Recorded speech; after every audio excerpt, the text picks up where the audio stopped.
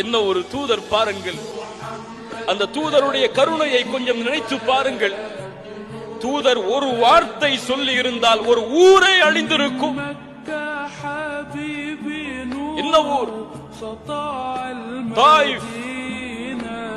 தாயிஃப் நகருடைய வீதிகள். 10 நாட்களுடைய அழைப்பு பணி.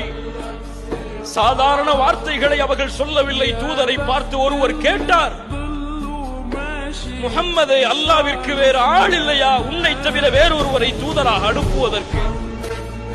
இந்த உம்மத்தில் எந்த அழைப்பாளர் இந்த வார்த்தையை கேட்டிருப்பார்? அல்லாஹு அக்பர். 10 நாட்களும் வேதனைப்படுத்துகிறார்கள். சிறுவர்களை கல்லால் எறிய சொல்லுகிறார்கள். மஜ்னூன், பைத்தியக்காரன், ஓடுகிறான் என்று விரட்டுகிறார்கள்.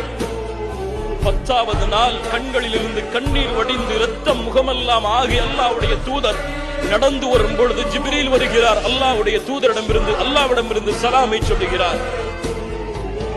ஜிப்ரீல் அவர்கள் சொன்னார்கள், இதோ அல்லாஹ் 2 மலக்குகளை இறக்கி இருக்கிறான். மலையுடைய மலக்குகள். அவர்கள், தூதரே, நீங்கள் கட்டளையிட்டால் போதும், இந்த தாயிஃப் வாசிகளை ஒன்றோடு ஒன்றாக சேர்த்து 2 மலைகளுக்கு இடையில் இவர்களை நசுக்கி விடுகிறான் அல்லாஹ்.